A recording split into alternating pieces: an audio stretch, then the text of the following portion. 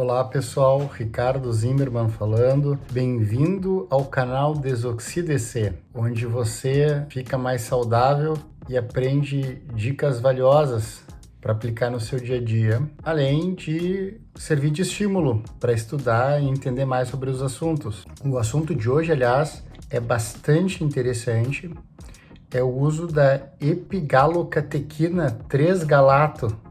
Vejam o nome, que interessante. Na doença de Parkinson. Não deixem de se inscrever no canal, quem não se inscreveu ainda, ativar as notificações e deixar seu like, a não ser que você não tenha curtido. Se curtiu, dê essa força aí pra gente. A doença de Parkinson é uma doença muito triste, é a principal doença neurodegenerativa do movimento e a segunda principal doença neurológica em termos de números, que tem esse aspecto progressivo e afeta mais de 2% da população com mais de 65 anos, principalmente os homens. Ela se caracteriza por uma tríade de rigidez, lentificação, que a gente chama de bradicinesia, e tremores, principalmente em repouso. E isso ocorre pela perda, pela morte de neurônios dopaminérgicos, que ficam na substância nigra, no tronco cerebral. E com a morte desses neurônios dopaminérgicos, cai a quantidade de dopamina e a ação da acetilcolina, que é um outro neurotransmissor, fica sem oposição dessa dopamina. Então há um desequilíbrio entre a neurotransmissão que causa esses sintomas. E como disse, para piorar, é uma condição progressiva. E o tratamento disponível não altera o curso da doença.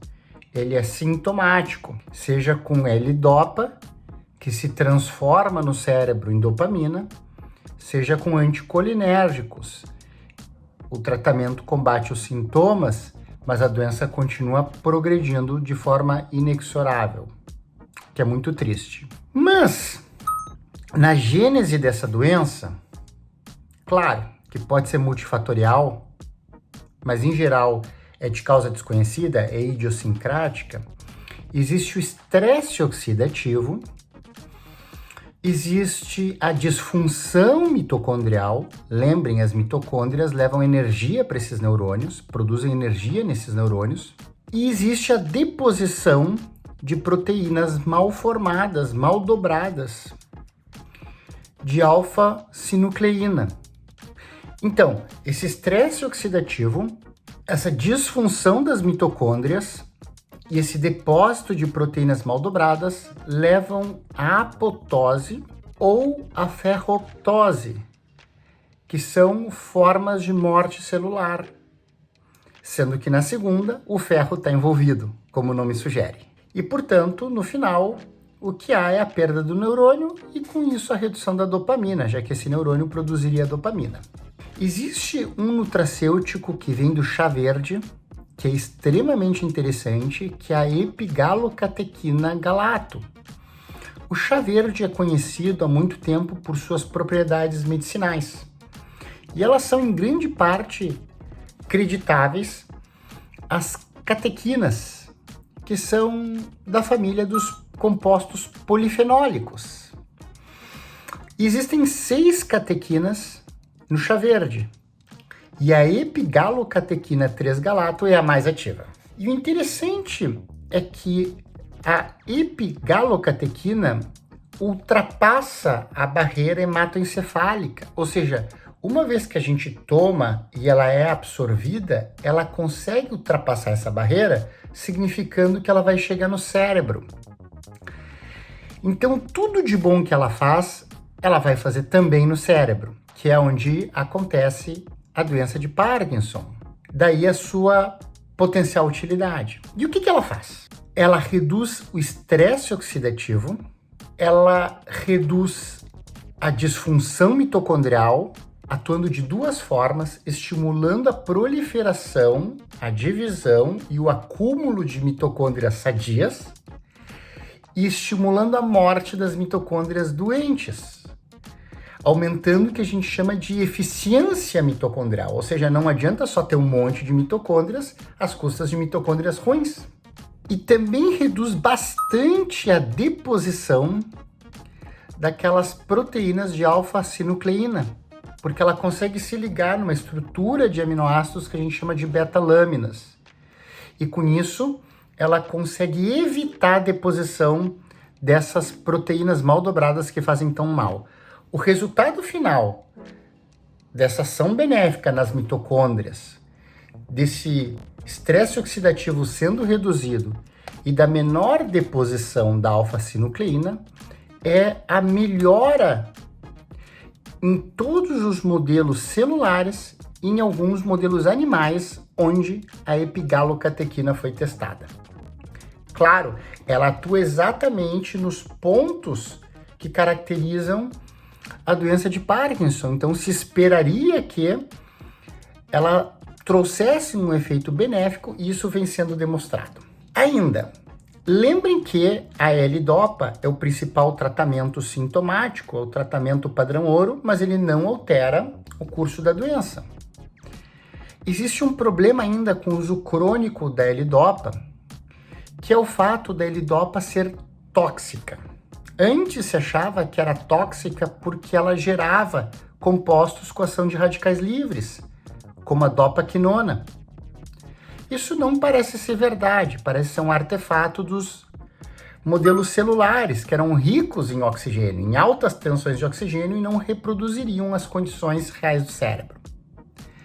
Mesmo assim, a L-Dopa parece ser tóxica sim a longo prazo, principalmente por indução de disfunção mitocondrial.